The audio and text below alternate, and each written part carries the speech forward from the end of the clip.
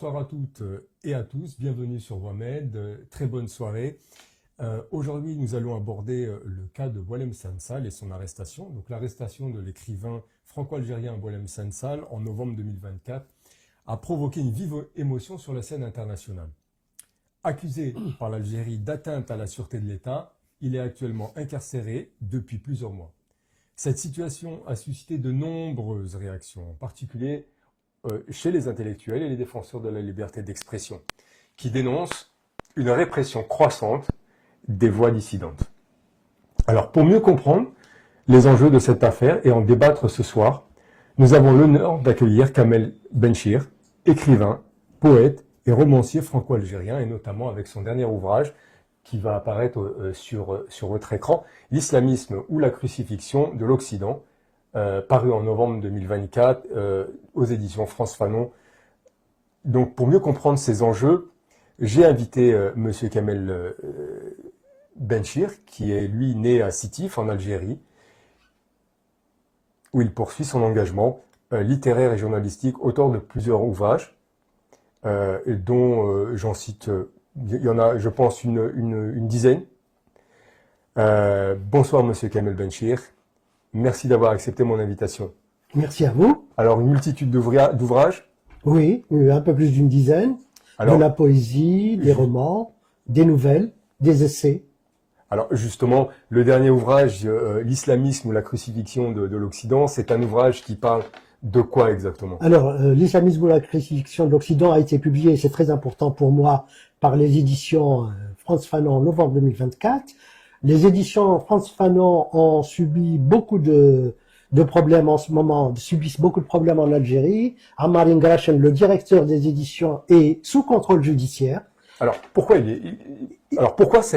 tous ces problèmes qui arrivent? Alors on en a entendu. Hein, oui. Pourquoi tous ces problèmes arrivent justement à cette maison d'édition qui pourtant était réputée à l'époque Alors il y a trois auteurs que Ammar Ingrachen a pris et qui sont un peu sulfureux, on va dire. D'accord. La première, c'est Hadia Ben Sahli, qui a publié L'Algérie juive, qui est un excellent essai historique qui parle de l'Algérie antique jusqu'à 1962, et elle ne dépasse pas la date de l'anniversaire de la date d'indépendance de l'Algérie. C'est-à-dire tout s'arrête en 1962, et le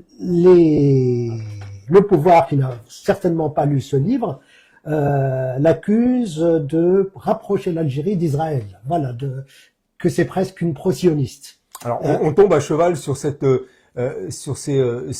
politique, politique médiatique entre guillemets, qui aujourd'hui parle de rapprochement entre Israël et différents pays, et puis notamment le refus de l'Algérie par rapport aux problèmes palestiniens.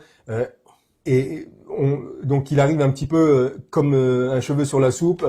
Sauf que la femme qui a préfacé cet ouvrage, c'est Zenati, qui est franco-israélienne et qui, on lui reproche d'avoir fait son service militaire en Israël. Alors tout se chevauche, absolument tout. Donc ça passe pas. Ça passe pas. Donc le livre est paru, L'Algérie juive est paru en 2023. Pendant une année, il a circulé normalement. Il s'est vendu dans les librairies algériennes.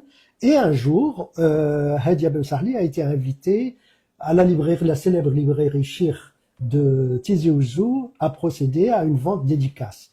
Et là, non seulement la librairie a été fermée par la préfecture de Tizi Ouzou, là où il est à Tizi Ouzou, mais on a arrêté Hadia et Ammar Ingrachen pendant très peu de temps.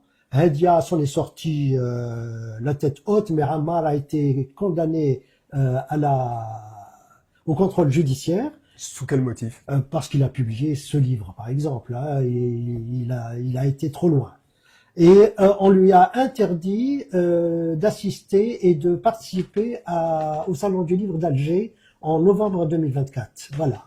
Les deux autres auteurs sulfureux, si je puis dire, c'est Saïd Saadi, qui a publié ses mémoires, ses 4 mémoires, et le 5e va venir dans les prochains mois. Et puis mon livre sur l'islamisme.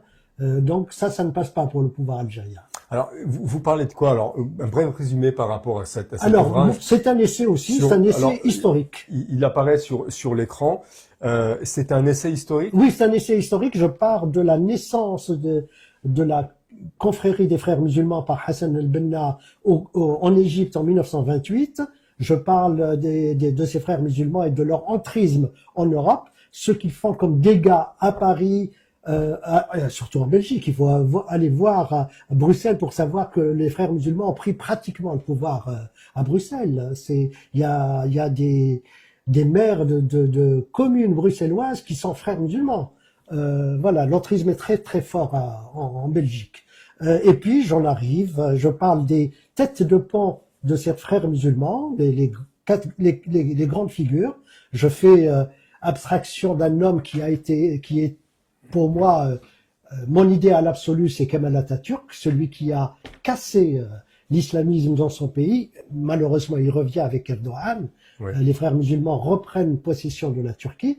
Et puis, je parle dans ce livre des grandes figures de la laïcité à l'algérienne, dont Boualem Sansal, dont on va parler justement. D'accord. Alors justement, Boualem Sansal, pouvez-vous nous parler de votre relation justement avec Boualem Sansal et de la manière dont vous avez appris son arrestation? Parce que en novembre dernier, je pense que c'est un grand ami à vous avec qui vous aviez discuté, même peut-être, je crois, avant son départ. Est-ce que vous pouvez nous Oui, Boualem est un ami depuis très longtemps. On avait des amis communs aussi, Tahar Djaoud, Rachid Mimouni, et voilà, nous faisons partie de ce cénacle d'Algériens laïques et universalistes. Et puis, à chaque fois qu'il vient à Paris, on se voit, on mange ensemble. Et la dernière fois, ce qui est extraordinaire, c'est il a prophétisé presque, il m'a dit, si tu veux aller en Algérie, n'y va pas. N'y va pas, tu risques d'être arrêté. Alors que lui, il s'est pas regardé. Est-ce que il avait comme une prémonition Mais pas pour lui. Pas pour lui. Avec mon ami, le dramaturge Mohamed Qassimi, ça fait des années à chaque fois qu'on voit Boualem Sansal, on lui dit, il faudrait que tu viennes habiter ici, il faudrait que tu t'installes en France. Et à chaque fois, il dit l'année prochaine, l'année prochaine. Et cette fois-ci, il s'est vraiment installé en France. Il a trouvé une maison du côté de Versailles, et il est retourné une des dernières fois pour s'occuper de ses affaires là-bas. Et c'est là. Donc il voulait à ce moment-là couper tous Oui, les là, ponts. oui, il n'avait plus rien en Algérie pratiquement. Il a une fratrie, il est issu de 4, il a 3 autres frères, 2 frères en Europe, je ne sais pas s'ils sont vivants ou pas, mais il a un frère en Algérie, et il a plus rien qui le retient en Algérie. Ses filles sont à Prague, parce qu'elles sont issues d'un premier mariage avec une femme tchèque, et il avait plus rien à faire en Algérie. Il sentait qu'il avait... Mais ce qui est extraordinaire, quand je lui parle du danger qui le guettait en Algérie, il me disait, mais Kamel, on me méprise. En Algérie, on me méprise. Mais le mépris n'a jamais tué personne. Voilà. Mais il était conscient du danger ou potentiel qui pouvait... Oui, mais il ne le localisait pas. Son courage faisait qu'il ne le voyait pas. Je vais vous raconter une anecdote. Je crois que ça s'est passé à Genève. J'étais avec lui à Genève, dans un café. On prenait un verre. Et puis un Maghrébin, probablement un Algérien, passait par là. Il a reconnu Boualem Sansal et est venu l'insulter. Ah. Carrément. Et Boualem ne m'a même pas regardé. Il n'a même pas levé les yeux. Tellement. Je me suis demandé quel courage habitait cet homme. Mais est-ce qu'il était habitué à ce genre de choses? Je ne sais pas. C'est la première et seule fois où j'ai assisté à ça. D'habitude, c'est le contraire. Quand on marchait à Paris, les gens venaient le toucher, venaient lui demander une signature, avaient plaisir à le toucher, vraiment le toucher comme on touche un prophète. Hein. Oui, c'est-à-dire qu'il était reconnu Oui, tout à fait. Et ça, je l'admirais pour ça, parce que je lui dis, tu es tellement sollicité, mais il me dit, oui, mais c'est mes lecteurs, il faudrait que je leur parle. Voilà. Et subitement, il décide de partir en Algérie. Alors, quels sont les motifs officiels invoqués par les autorités algériennes? Alors, je sais précisément pourquoi il a été arrêté. Tout le monde le sait. C'est que la veille ou l'avant-veille de son départ pour Alger, il a donné une interview aux médias Frontières, une interview dans laquelle il a dit des bêtises, j'ose le dire. Moi, si je l'avais en face de moi, je lui aurais dit, Boualem, tu as dit des bêtises. Et il a dit que avant la colonisation française, avant l'invasion française de 1830, une partie de l'ouest algérien appartenait au Maroc, ce qui est faux. Je peux le démontrer que c'était faux, puisque le premier résistant algérien s'appelait Abdelkader. Et Abdelkader est issu de l'île ouest algérien, de Mascara. Oui. Et dès 1830, le père Mahidine, le père d'Abdelkader, a pris les armes et a donné le pouvoir à son fils. Donc tout de suite, les Algériens avaient à défendre jusqu'aux frontières actuelles du Maroc. Donc il a dit cette bêtise, mais on ne met pas dans un cul de basse-fosse un homme parce qu'il a dit une bêtise. Comme il est célèbre, comme il est un grand écrivain, un grand intellectuel, on aurait pu mettre devant lui des historiens sérieux pour lui démontrer qu'il avait tort, mais pas le mettre dans une prison. Alors, est-ce que c'était pas voulu? Il- Parce que c'est quand même un homme de grande classe, c'est quand même un homme qui a une réflexion, qui connaît son histoire, dire ça à la veille de son départ, est-ce que il y a, alors c'est les questions que se posent, beaucoup de personnes, est-ce que c'était pas voulu? Est-ce que Est-ce que c'était pas prémédité? Je ne crois pas que ce soit prémédité. À mon avis, non. Mais je pense que c'était une provocation. Et il n'aurait pas dû aller jusque-là. Sincèrement, moi, je lui en veux d'aller jusque-là et de nous faire tout ce travail, presque de deuil sur lui, puisque nous n'arrêtons pas de nous battre, de monter au créneau un peu partout, d'écrire des tribunes, d'aller sur les plateaux pour parler de lui, et on aimerait bien que ça cesse et qu'il revienne un jour et très vite, parce que on oublie très souvent qu'il a 80 ans, c'est un âge bien avancé, Tout à fait. et qu'il est malade. Il a un cancer de la prostate. On ne sait pas à quel stade se trouve ce cancer. Ça peut être fulgurant d'un jour ou l'autre, il peut claquer entre les mains du pouvoir algérien, et là ce serait dramatique pour le pouvoir algérien lui-même. Alors, l'OMS a l'intention de faire une action dans ce sens pour la protection de Boualem Sansal. L'idée a été émise à la mairie du 17e arrondissement par un ancien cadre de l'OMS, mais je ne sais pas où ça en est. Ce serait une bonne chose que l'on aille voir. Alors, qu'est-ce qu'on peut espérer par rapport à une action comme ça, par exemple? Mais toutes les actions sont bonnes à prendre, pas seulement celle-là. Toutes les actions. Et la plus belle des actions, c'est que le pouvoir algérien et la présidence algérienne puissent se dire que cet homme n'a rien à faire dans une prison. Vraiment.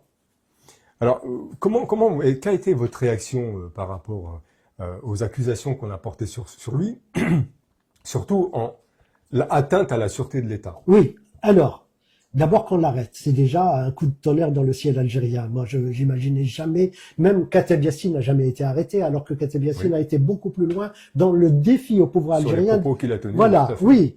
Il était communiste, il disait tout le temps qu'il était athée, que voilà. Bon, on l'a puni en le mettant à Sidi Bel Abbès pendant un temps sous Boumedienne. Mais Boualem Sansal, depuis des années, il vient un peu partout dans le monde. D'ailleurs, il était invité un peu partout.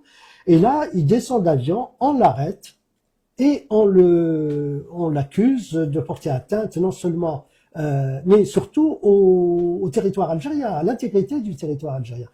Que l'Algérie, le plus grand pays d'Afrique, puisse dire qu'un homme de 80 ans, par ses propos, par ses mots, puisse la mettre en danger, là, c'est un problème. Vraiment, je me pose un problème. Lorsqu'on a commencé à en parler de son arrestation, je ne l'ai pas cru. Je ne l'ai vraiment pas cru. Et lorsque ça s'est avéré, je me suis dit, c'est pas possible que l'Algérie soit aussi faible devant un homme de cet âge-là. C'est pas possible. Quelle que soit la grandeur de cet homme-là, quelle que soit la célébrité de cet écrivain, et il en a eu des prix, je peux les citer, il a été reçu un peu partout dans le monde, on le laisse vivre sa vie, on le respecte, on respecte la parole d'un grand intellectuel, et mieux, l'Algérie aurait dû le mettre sur un piédestal, puisqu'il était reconnu à travers le monde. Alors, vous avez déclaré que son arrestation est le signe d'un geste répressif et symptomatique d'un régime allergique aux voix dissidentes. Je vous cite. Pouvez-vous développer cette idée et nous expliquer le contexte politique actuel en Algérie?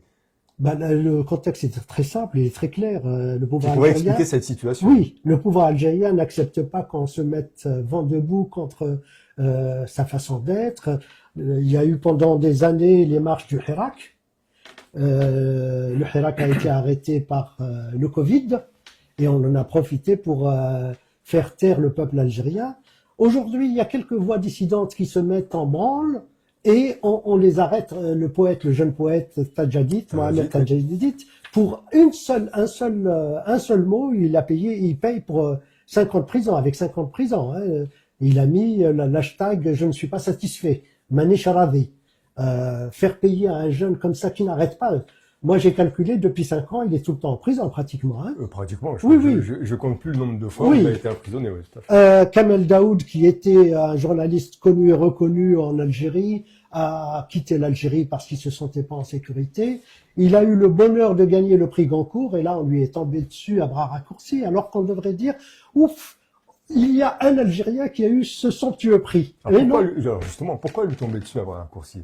Parce qu'il a parlé c'est le plus célèbre écrivain qui a parlé de la période de 92-2002, les années noires. Les années noires, oui. Et comme il est interdit dans la loi algérienne de parler de ces années-là, on lui pardonne pas. Il y a eu beaucoup d'écrivains qui ont parlé des années noires. Même moi, j'ai écrit dans un livre qui s'appelle j'ai oublié même mon titre. Vous en avez tellement. La révolution du sourire, où je parle des années noires. Mais il n'a pas eu le Goncourt. Là, il a eu le Goncourt. Donc, on lui est tombé dessus, et là, il ne peut plus rentrer en Algérie. Voilà. La phrase que vous avez citée concerne tout particulièrement Kamel Daoud. Moi, je peux pas rentrer en Algérie avec tout ce que je dis, avec mon apport, l'apport que je fais et mon amour et mon amitié pour Boualem Sansal m'interdit de retourner en Algérie. C'est une évidence. Est-ce que ce soit Boualem Sansal, Kamel Daoud, vous-même, est-ce que c'est pas le fait d'avoir quand même en France, vous avez une grande notoriété, vous côtoyez des gens qui sont de haut niveau intellectuel. Est-ce que c'est pas ça qui dérange ou qui fait peur justement? Je ne sais pas, je ne sais pas exactement ce qui fait peur au pouvoir et si le pouvoir a peur. Je suis pas sûr que le pouvoir algérien ait peur. Au contraire, c'est lui qui fait peur. Mais nous prenons des décisions que d'autres ne prennent pas. Moi, je peux le dire, lorsque j'ai cofondé avec Arnaud Benedetti et Stéphane Rosès le comité de soutien international à Boualem Sansal, qui a plus de 1200 signatures émanant de 20 pays différents, de 20 nationalités différentes, le pouvoir algérien se dit qu'il y ait 2 Français qui l'ont fondé passe encore, mais qu'il y ait un franco-algérien, ça, c'est pas normal. Ça passe pas. Voilà, ça passe pas. Et j'ai été jusqu'au bout, j'ai demandé à des amis intellectuels algériens de signer, qui ont refusé de signer. Je peux pas les citer parce que je vais pas les mettre, mais bien sûr qu'il y a eu des... Alors, ils ont refusé de signer parce qu'il y avait un risque à signer ou parce qu'ils sont contre, justement? On m'a donné plusieurs façons de réagir. Je n'ai jamais signé. Il y a un écrivain algérien qui m'a dit « Je n'ai jamais signé, c'est pas aujourd'hui à mon âge que je commencerai ». La deuxième chose, c'est que Boualem Sansal est admiré par l'extrême droite française. Je veux pas que ma signature aille dans ce sens-là. La troisième, c'est que j'ai de la famille en Algérie, je me préserve, donc il faut que je retourne embrasser ma mère, etc. Voilà. Alors que moi, j'ai de la famille en Algérie, je sais que j'y retournerai pas, je trouve que c'est pas normal du tout.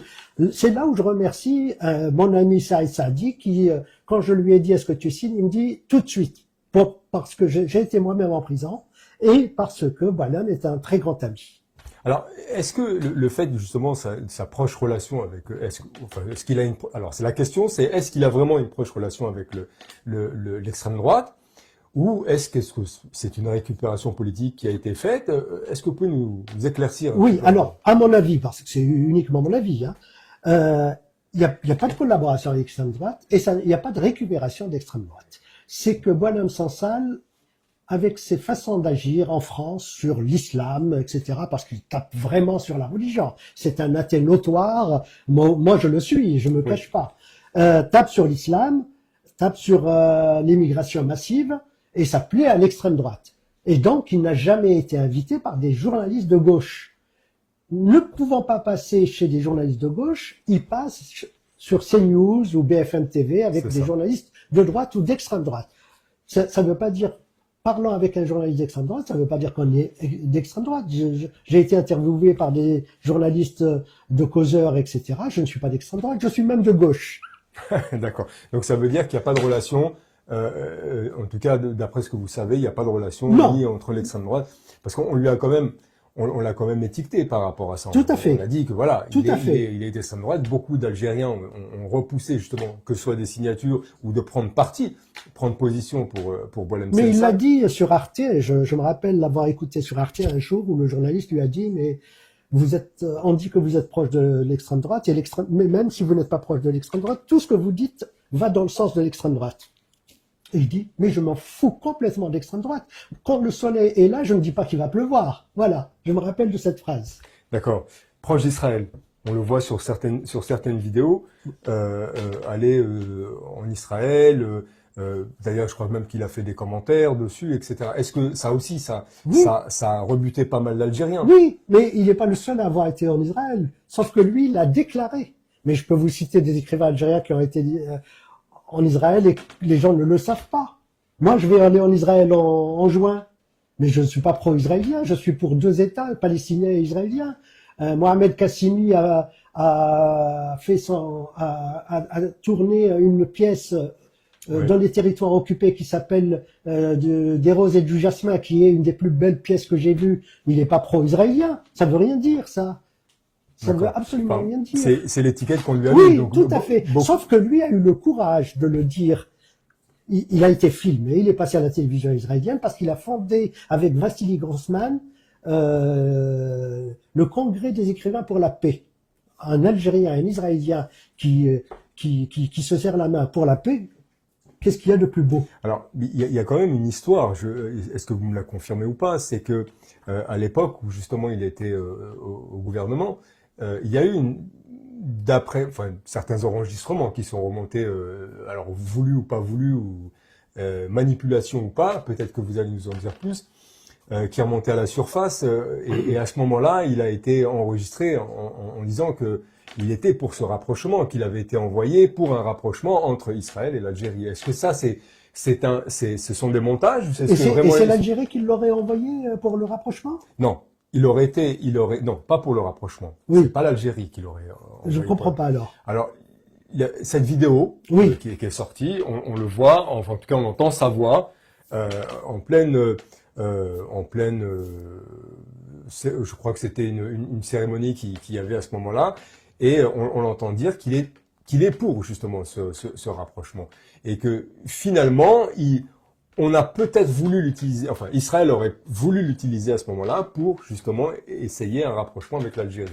je ne peux pas vous répondre. Je ne connais pas l'histoire. Est-ce que c'est pas une... Je ne sais pas du tout. D'accord. Je ne sais pas du tout. Mais il n'a pas été au gouvernement, contrairement à ce que vous venez de dire. Il était directeur de l'industrie au ministère de l'Industrie. Au ministère de Voilà, oui, donc pardon, il n'a pas autant été pour au moi, gouvernement. au Voilà. ministère de l'Industrie. Merci Oui. de Oui, m'avoir... et il a été licencié alors qu'il était haut fonctionnaire. On ne licencie pas un haut fonctionnaire. Et lorsque le ministre de l'Industrie est allé voir le Premier ministre pour se débarrasser de Boualem Sansal, le Premier ministre lui a dit ce n'est pas possible, on ne licencie pas un haut fonctionnaire qui est directeur de l'Industrie. Et le ministre de l'Industrie, pour quand même se débarrasser de Sansal, a liquidé la direction entière de l'Industrie. D'accord. Voilà, comme ça il se débarrasse de Boualem Sansal. Est-ce qu'il a une relation avec l'ancien ministre de l'Industrie, Bouchouareb? Je ne sais pas. Je ne peux pas vous le dire. Alors comment la communauté aujourd'hui internationale, notamment les écrivains, hein, et intellectuels, ont-elles réagi justement à l'incarcération de Boualem Sansal? Est-ce que il y a eu une volonté générale? Est-ce que tout le monde s'est levé comme un seul homme pour justement pas. Alors vous nous avez parlé de cette mais ça c'est vous qui l'avez monté hein, en collaboration Le comité. avec le comité. Mais est-ce que sans ça il y aurait une telle fougue Non, je ne crois pas. Nous travaillons jour et nuit, je peux vous le dire. Ça a été quand même le moteur. Oui, on se téléphone jour et nuit, on a des ministres avec nous, on a eu des signatures des 30 plus grands écrivains latino-américains. Ça, c'est énorme. JMG Leclésio a signé, qui est prix Nobel de littérature. Orhan Pamuk, le Turc prix Nobel de littérature, a signé. Donc on a des gens prestigieux. Sauf que, contrairement à ce que l'on pense, tout le monde ne suit pas. Je suis très... J'essaye de faire en sorte que la Belgique bouge parce que je suis amoureux de la Belgique et je vais très très souvent en Belgique. J'y vais le dimanche prochain pour une émission de télévision avec le Pen Club belge et les francophones belges ne bougent pas. C'est étonnant. Pourquoi? Je ne peux pas savoir. On parlait tout à l'heure de la mainmise des frères musulmans sur la Belgique. Peut-être que ça a une conséquence, cette mainmise. Alors, attendez, la mainmise, vous voulez dire par là qu'il y aurait une pression ou Oui, une peur? pas une peur, mais les maires des communes belges, il y a beaucoup de frères musulmans qui sont maires en Belgique. Je peux pas les citer pour ne pas m'attirer leur foudre, mais il y a des communes en plein, parce que Bruxelles, c'est 19 communes, hein, oui. Et il y a 4 ou 5 communes qui sont entre les mains des frères musulmans. Donc il y aurait une pression éventuellement, de ces gens-là. Et extraordinairement, les Flamands, contrairement aux francophones, sont pour Boalem-Sansal. Le Premier ministre, le récent Premier ministre, il est Premier ministre depuis 2 jours, hein, Bart de Wever, qui est patron du parti NVA, oui. Maire de la deuxième ville de Belgique, Anvers, il est pour Boalem-Sansal et nous avons rendez-vous avec lui. Mais les francophones ne bougent pas. Nous avons monté un comité de soutien belge pour Boalem-Sansal et nous n'avons pas grand monde. Au niveau de l'Allemagne, c'est énorme. C'est énorme. Boalem-Sansal est lu plus en Allemagne qu'en France. Oui. Il est traduit énormément. Il vend des centaines de milliers d'exemplaires en Allemagne et c'est sa première patrie concernant la littérature, l'Allemagne. Alors, qu'est-ce que vous pensez faire, vous, au sein du comité, pour pouvoir justement générer, drainer plus de monde et pourquoi pas créer d'autres actions? Oui, mais il faudrait... ce qu'on fait en ce moment, c'est chacun d'entre nous écrit énormément dans les journaux, donne des interviews à la télévision. Je suis passé sur Arte 28 minutes, sur beaucoup de chaînes. Je passe en Belgique cette semaine. Je passe chez vous, je vous remercie. Je vous en prie. On fait des soirées de soutien à Boalem. Vous avez assisté à la dernière soirée. La prochaine, c'est le 16 février à Lima, l'Institut du monde arabe. Mais qu'est-ce qu'on doit faire de plus?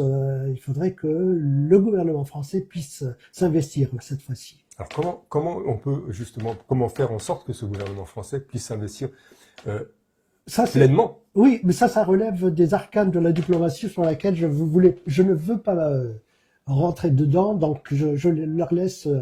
On peut discuter avec eux et voir comment faire sortir. Ce qui nous importe le plus, c'est la libération de Boalem-Sansal. Alors, parce que non, mais je veux dire, il y a beaucoup de gens beaucoup d'élus qui sont réfractaires justement à s'engager dans cette défense de Boalem-Sansal. Oui, mais il y a beaucoup d'élus également qui ont voté pour la libération de Boalem-Sansal. La preuve, c'est la résolution du Parlement européen. Alors, quel est le pourcentage J'ai eu 95% de parlementaires qui ont voté pour la libération. C'est énorme. Et c'est énorme. Et ce qui est le plus choquant, c'est la gauche française qui a voté contre la libération. Alors, justement, par exemple, les députés de la France insoumise, LFI, ont voté contre. Oui, et se sont abstenus. Et d'autres se sont abstenus. Oui. Alors, lors de la résolution européenne demandant la libération de Boalem-Sansal, quel argument ils ont avancé justement pour, selon vous, et qu'est-ce que vous pensez de cette position? Une, je ne vais pas la nommer, mais vous savez de qui il retourne, a voté contre. Et elle a dit qu'elle a voté contre, elle a expliqué son vote, parce que, voilà, on revient toujours au même point de départ. Boalem-Sansal est épaulé par l'extrême droite française. Sauf que pour moi, ça ne tient pas la route. C'est que cette personne est allée à Alger. Elle a dit qu'Alger, c'est la Mecque des révolutionnaires et la Mecque des libertés.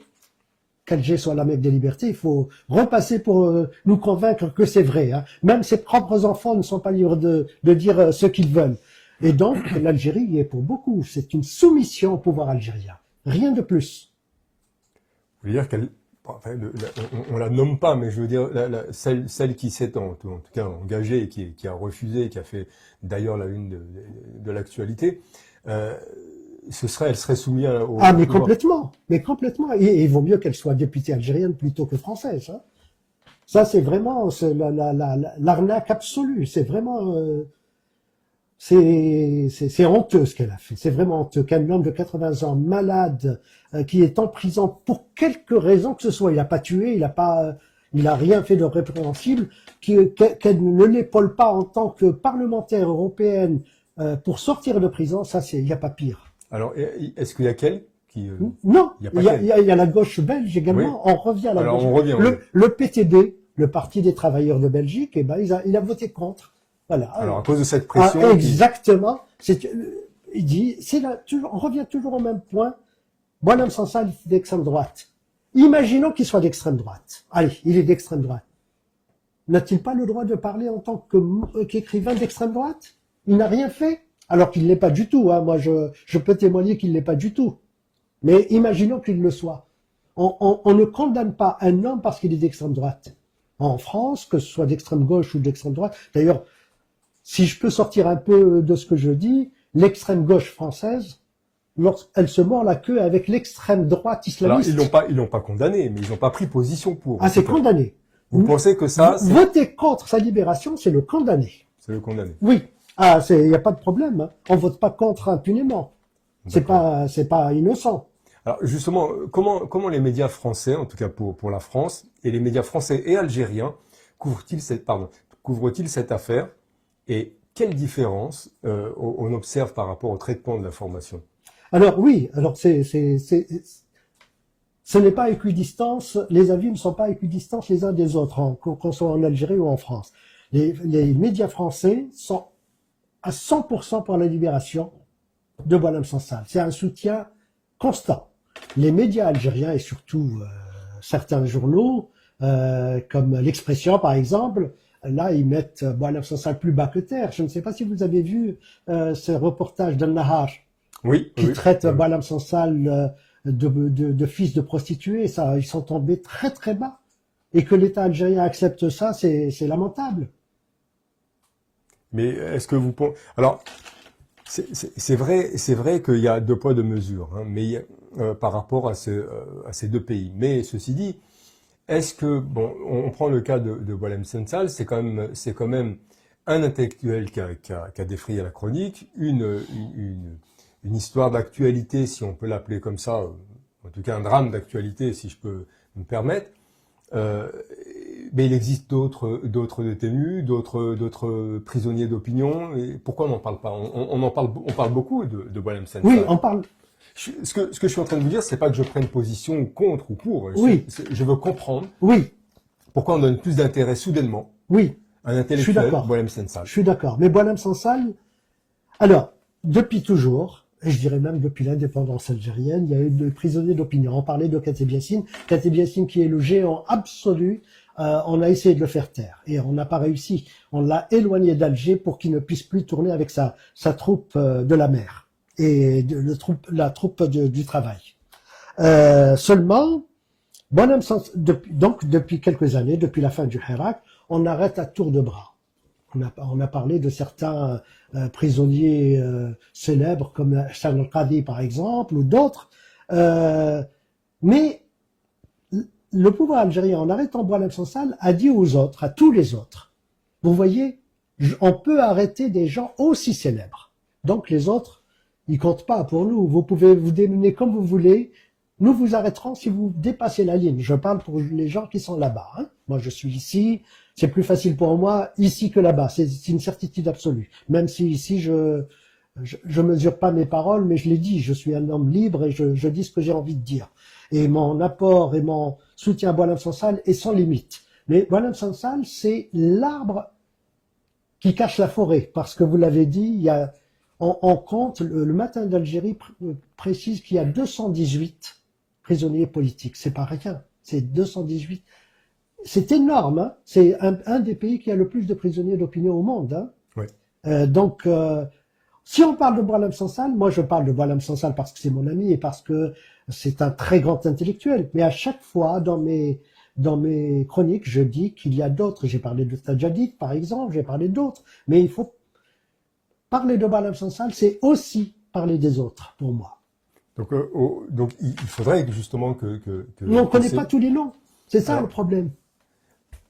Ceci dit, votre niveau, bon, je sais que vous êtes, vous défendez Boualem Sansal déjà parce que c'est votre ami, mais je sais que vous portez une énorme importance justement à la liberté d'expression. Mais on a quand même, il faut le dire, en France, des médias qui traitent l'information comme ils le veulent. Aujourd'hui, on parle de Boualem Sansal. Je suppose que derrière, c'est pas uniquement Boualem Sansal qui permet en tout cas de motiver cette information. Je pense que derrière, il y a d'autres motivations politiques qui font que Boualem Sansal aujourd'hui est entre guillemets un outil de propagande ou de récupération. Ou de récupération. Oui. Donc, est-ce qu'il faudrait pas non plus faire le distinguo entre ces différents médias qui parlent pour parler qui se servent d'un outil malheureusement d'un grand intellectuel comme Boualem Sansal et qu'ils ont d'autres plans. Est-ce qu'il faudrait pas peut-être mettre ça sur la table aussi? Je comprends ce que vous dites, mais sincèrement, quelqu'un qui m'apporte son aide, je ne la refuserai pas. Donc ça veut dire tous les plateaux sont bons pour pouvoir en parler. Tous les plateaux sont bons pour faire véhiculer l'information. Puisque je ne suis pas récupéré moi-même, mes amis du comité de soutien, que ce soit Rosès ou Benedetti, ne sont pas récupérés. Nous sommes là pour essayer de sauver Boualem de la prison, et c'est tout ce qui compte pour nous. Que les médias d'extrême droite puissent s'évertuer à essayer de récupérer ou de mettre en place leur propagande, c'est leur affaire. Mais nous ne sommes pas dupes. Nous sommes de grands garçons, donc nous savons où nous arrêter. Alors, le comité de soutien que vous avez fait a fait grand bruit. Oui. Et notamment en Algérie. Est-ce que vous pensez que cette affaire, justement, de Boualem Sansal aura un impact sur la liberté d'expression d'Algérie? En tout cas, un impact positif? Eh ben, je l'espère. Je ne sais pas si elle l'aura, mais je l'espère, parce que comme je viens de le dire, Boualem Sansal, à travers sa petite personne, est un très grand intellectuel. Et le fait que on ait démontré par son arrestation qu'en Algérie on peut pas dire ce qu'on veut, c'est déjà une grande victoire pour nous. Ça veut dire, voilà, en Algérie, on ne peut pas écrire ce qu'on veut, on ne peut pas inviter un intellectuel d'opposition pour parler à la télévision, ça n'est jamais arrivé. Et c'est déjà une victoire, parce les Algériens se rendent compte, même si la majorité du peuple ne se rend pas compte, certains Algériens se rendent compte qu'il y a des gens qui ne sont pas dans le moule, qui pour de bonnes ou de mauvaises raisons, parce que beaucoup croient que nous sommes du mauvais côté. Mais nous n'acceptons pas le diktat du pouvoir. C'est ça le problème. Et les Algériens doivent se rendre compte que qu'on soit du bon ou du mauvais côté, nous ne sommes pas toujours à genoux. Voilà. Alors justement, concernant la société civile algérienne, quelles ont été leurs réactions par rapport à justement cette arrestation de Boualem Sansal, et est-ce qu'il y a des actions qui ont été entreprises? Non, c'est pas possible. On vient de parler du fait qu'il n'y a pas de liberté du tout en Algérie au niveau de l'expression. J'imagine que même si on est d'accord avec Boualem Sansal, moi qui suis vent debout pour sa libération, je suis pas sûr que si j'étais en Algérie, j'aurais fait la même chose. Je suis même sûr que je l'aurais pas fait. Hein. Donc, on arrête des gens pour moins que ça. Donc, c'est pas possible qu'on ait fait quoi que ce soit là-bas. C'est pas possible. Et au niveau de la France, au niveau de la diaspora algérienne, est-ce qu'il y a eu des actions? Est-ce que vous avez senti que il y avait une partie prenante, une prise de position pour Boualem Sansal? Sur les réseaux sociaux, sur Facebook, sur X, oui, il y a des gens que je ne connais pas, que je lis, qui m'écrivent, qui m'appellent. Même il y a des gens que je n'ai jamais vus de ma vie, dont j'ai jamais entendu parler, qui m'appellent pour me féliciter, pour me dire de ne pas lâcher. Récemment, dans la revue politique et parlementaire, il y a quelqu'un qui m'a traité de Voltaire. C'est extraordinaire. C'est extraordinaire. Oui. C'est très valorisant. Voilà, c'est très valorisant en disant c'est le Voltaire, c'est le Voltaire algérien. C'est parce que je défends un homme qui, comme Voltaire, est allé contre la position dominante de l'époque. Voilà. Alors cette affaire, elle a fait un grand bruit, mais elle a aussi influencé sur les relations entre l'Algérie et la France, sur les relations diplomatiques. Comment? Elle n'a pas influé, je crois pas. Je crois que même c'est la conséquence des dégradations des relations algéro-françaises. C'est l'inverse pour moi.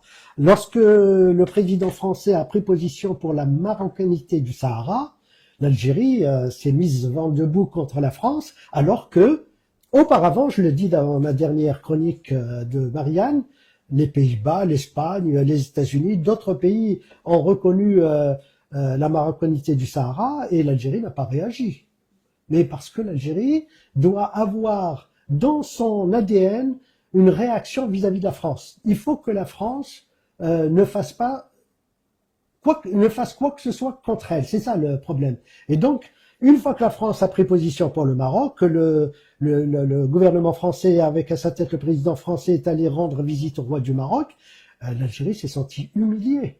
Et tout ce qui est pro-français, entre guillemets, j'utilise ça exprès, hein, Oui, alors que Kamel Daoud a eu le prix Goncourt, et ben tous les journaux algériens ont attaqué Kamel Daoud. Pourquoi? Parce que il a la nationalité française maintenant, et il se revendique comme écrivain franco-algérien, alors qu'il y a une année, il était uniquement algérien. Boualem Sansal est français depuis juin 2024, ça fait pas longtemps. Et ben, puisqu'il est français, il a une partie de l'ADN français dans son sang. Donc c'est le franco qui dérange. Oui, c'est le franco qui dérange énormément. Quand il était uniquement algérien, il allait et revenait sans aucun problème. Mais maintenant, il est franco-algérien et les Français le mettent à l'honneur. Voilà. Les journaux disent franco-algérien à chaque fois. Ils ne disent plus algérien. Donc, voilà. Donc vraiment, c'est le fait qu'il y ait cette, allez, par le franco, on a une ingérence française qui serait au travers de Boualem Sansal. Pour moi, il n'y a pas d'ingérence française. Pour moi, il y a une ingérence algérienne en France. C'est l'inverse. Alors, je me positionnais par rapport. Oui, il n'y a pas d'ingérence française en Algérie, à mon avis. Le fait que la France ait pris position pour le Maroc, de toute manière, elle avait à prendre une position, que ce soit pour l'Algérie ou le Maroc. Elle aurait eu un problème avec le Maroc ou avec l'Algérie. Voilà, c'est une évidence. Mais le fait que Boualem Sansal ait été arrêté, ça veut dire qu'il a été pris en otage. Ni plus, ni moins. Voilà. Je pense pas que l'Algérie puisse réclamer à travers cette prise d'otage quoi que ce soit, parce que la France ne reviendra pas sur sa position vis-à-vis du Sahara. Elle peut pas lâcher sa façon d'être vis-à-vis de l'Algérie, mais vis-à-vis de l'immigration algérienne, qui est constante depuis toujours. C'est la même vision. Reprenez vos voyous, reprenez vos voilà. Et puis je pense que Boualem est un otage, oui. Alors, Monsieur Benchir, on arrive à la fin de cette émission.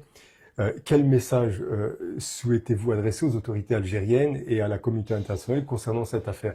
Et je fais référence notamment à votre post que vous avez fait, je crois aujourd'hui ou hier, sur Marianne, où vous justement vous interpellez Tebboune, dans lequel vous lui envoyez un message. Oui, moi j'ai écrit une lettre ouverte dans Marianne à Monsieur Tebboune, président de la République algérienne, en le suppliant de reconnaître la grandeur de l'Algérie. En reconnaissant cette grandeur, on libère un homme de 80 ans, malade, dont on ne connaît pas les tenants et les aboutissants de cette maladie, et qu'il, en faisant ce geste, il reconnaît la grandeur de ce pays qu'il dirige, et qu'il laisse partir un homme qui n'a jamais,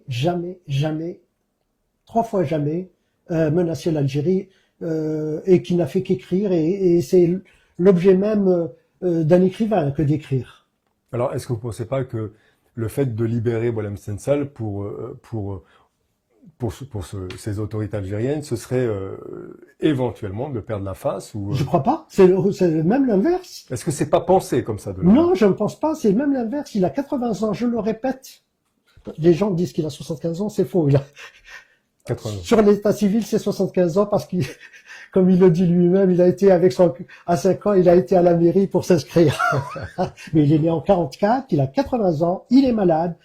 L'Algérie se grandira en le laissant partir et elle se grandira en libérant la totalité des prisonniers d'opinion. À travers Boualem Sansal, c'est tous les prisonniers politiques qui doivent sortir. Voilà. C'est aussi simple que ça. Alors, Monsieur Benchir, quelles sont les conditions aujourd'hui d'incarcération de Boualem Sansal?